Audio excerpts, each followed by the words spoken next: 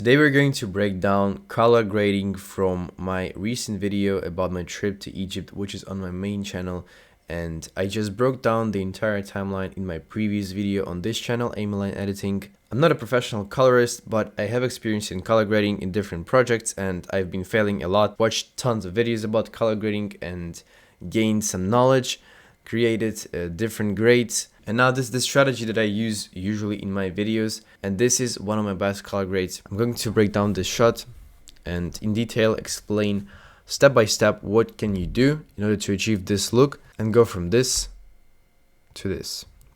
So let's get into it. First, before starting, let's just talk about how did you record your video, because it matters a lot. At this point, we have to understand what color profile do you have on your video. Is it Rec 709? Is it log? But for those people who don't know what is log and Rec 709 and what is the difference, so in simple words, these are color profiles, and Rec 709, this is a ready footage and you can just see all of the colors, and usually it comes from your iPhone and you can also record it in your camera. But log, in this case, this is S-Log2, which means that this log is from Sony. This is also a color profile which is flat and it doesn't have that much colors. But now here, if you look on scopes, we have more flexibility to push colors comparing to what it would be with Rec 709. But don't worry, if you still don't understand what is the difference, you can look up in my Telegram channel, which is completely free. The link is in the description. So once you determine what is your color profile in this video, in my case, this is S-Log2. So when you start, you only have one node, this one, and you should label it by clicking the right button on your mouse and node label, choose the node label and then label this and put it Rec 709. I'm going to go to Effects, Library, and choose Color Space Transform and drag it to this node. I'm not going to do it because I already did it. And then go to Settings. Here you have Color Space Transform. You should look for these two parameters, Input Color Space and Input Gamma. Input color space, I always choose Sony as gamut, but it depends on your video. It depends how did you record it, and it also depends on which exactly S-Log you used, because there's S-Log2, S-Log3, regular S-Log. In my case, input gamma, I recorded in S-Log2, so I choose S-Log2. Then this is done, and this is what you should see. Okay. The next node, how do you create next node? So you press Alt S and you should have here a node. So then once you have the next node, you call it contrast, you label it contrast. And here, if you look at the scopes, we have here, they're a little bit too high and we want to push them lower to the 0. Usually you should aim for from 0 to 1023. This is the optimal range. Sometimes you can go higher or lower. It depends on the vibe of the video. It depends on the picture. Just pay attention to the look. If the image is breaking, then you should do something with that. In this case, it's not breaking at all. And it's YB, it's cool. I like it. And in this case, what we did, so we pushed scopes a little bit lower. We moved some gamma and we brought the lift over in order to get it to 0. Then shadows as well, highlights lower and a little bit of gain. So also contrast here, yes, and this is the contrast. Then you have temperature, very simple, you create one more node. This node is responsible for these two parameters, which is temp and tint. Tint I didn't use in this one, but you can do that if you want. So yeah, here I just increased the temperature. This is how it looks without it, and this is with the temperature. Then the next node you create, which is called Sky. So this one may sound a little bit more complicated, but this is the power of DaVinci Resolve, and this is why a lot of people say that DaVinci Resolve has the best color grading tools, and you're going to see it right now. So once you create this node, you call it Sky, and you go to Qualifier here, and you press Shift H on your keyboard. Then you choose Qualifier here, somewhere, you click it here, then you have here Hue, Saturation, and Luminance. You try to move those parameters in such a way that you will position your image and you will see the sky, only sky, not umbrellas, not your object.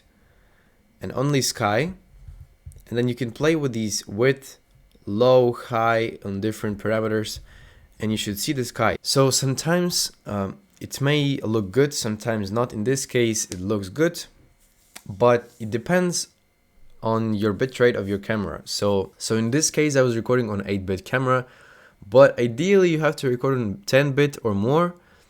But there are movies that are shot on 8-bit, so still you can play with that, and 8-bit is still great, but you just have to be careful with that. Don't shoot in S-Log3 if you have 8-bit camera, and be very careful with S-Log2 because you will see banding. So you press Shift H, you choose qualifier, you play with these things, and then when you choose it, you should see the sky. So without the temperature, it should look like that. But then I increase the temperature of the sky, and now the sunset is a little bit more beautiful. When if we decrease it, it will look like that. So it's different. This is the sky. In other shots, I'll explain it to you a little bit later. We'll go through.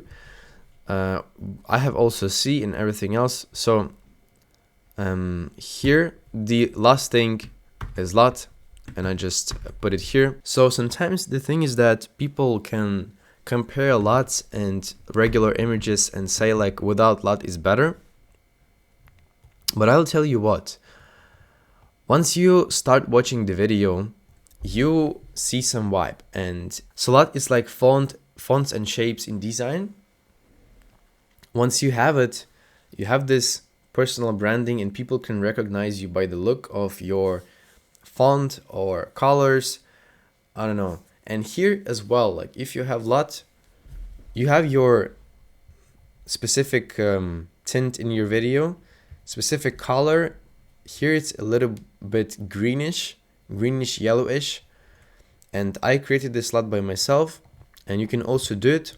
It depends on your vibe. Like if your video has to look very professional, if you're shooting like commercial videos like ads, so definitely don't use LUTs because you will create that unnecessary vibe in the video, and you should just use a regular color grading, just pull the contrast and all these things.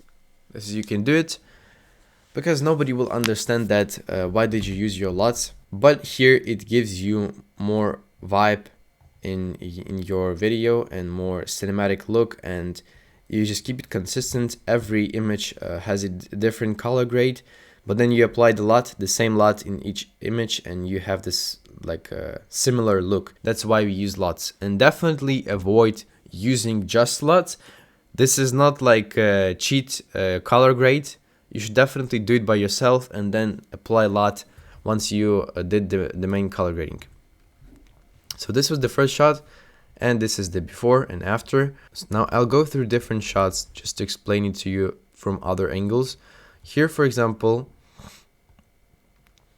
this shot. We have here again, so S-Log2, Rec 709, and here we can see it's even too high, like it's even higher than it was on the previous one. So we pull the contrast down, like I said, then we put temperature, we choose sky and sea this case. So I chose qualifier, and I also chose sea because it gives the reflection of the sky, and we want it to look like more warmer as well. But it depends, like if you have 10-bit, you can push it even further, but not here. So, and then LUT, and this is the final look. And let me just go to the Rec 709 images to show you how you can play with them, because this video also consists of Rec 709 images. Okay, so here we have this was shot on iPhone, and this was in Rec 709, not in ProRes. So ProRes is Apple Color Profile, and this is before, and this is after. So it looks more cinematic, definitely more cinematic, and you definitely bring in more colors. And once you record it on an iPhone, it looks okay, but you don't understand what you can do with color grading and make it like look a lot more better.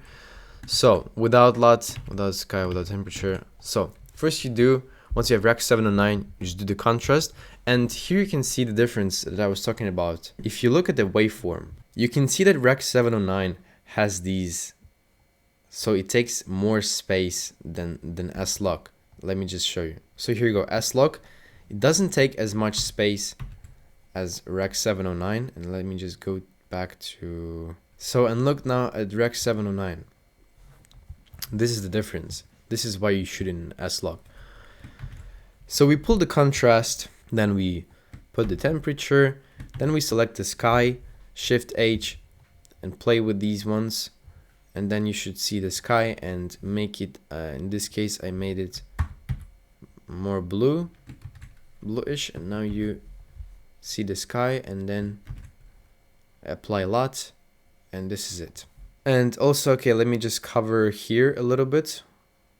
So actually this shot, it's a bit complicated because it was shot during the day, but the plot in the video is that I'm sleeping still and it's night and it's before the sunrise, so it would make sense to be dark, right? But obviously it was not shot at night. It looked like that originally.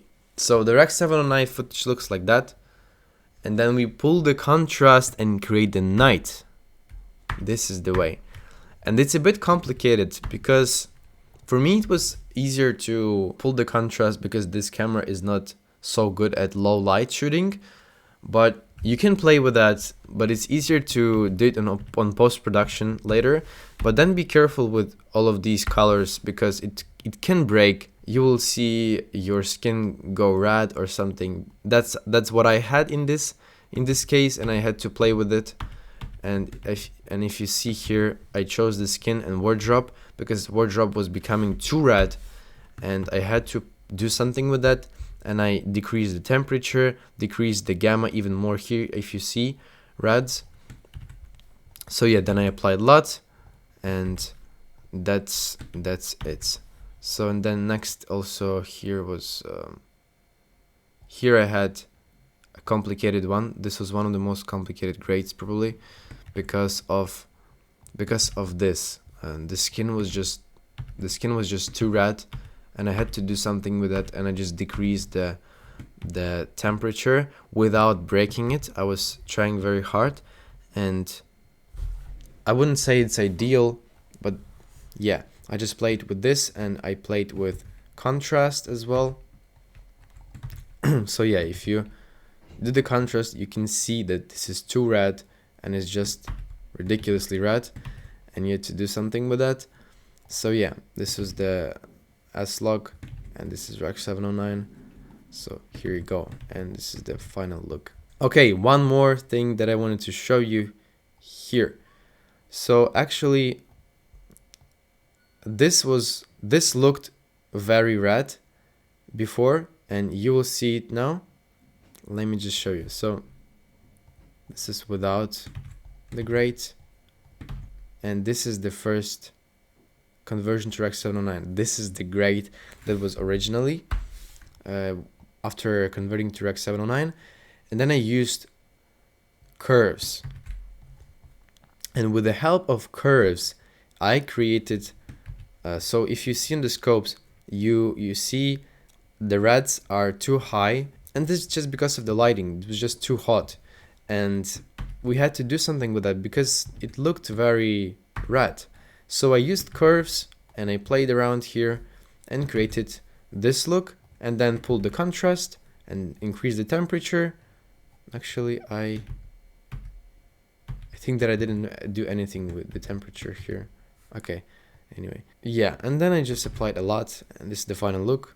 This is without the curves, and this is with the curves. So curves are also important, and they can do a lot of work. So that's it. This is the color grade of this video. If you liked my way of color grading, if you like my style, and if you want to explore more information about color grading and other stuff about cinematography, filmmaking, sound design, I have a Telegram channel which is completely free, and you can check out the link in the description.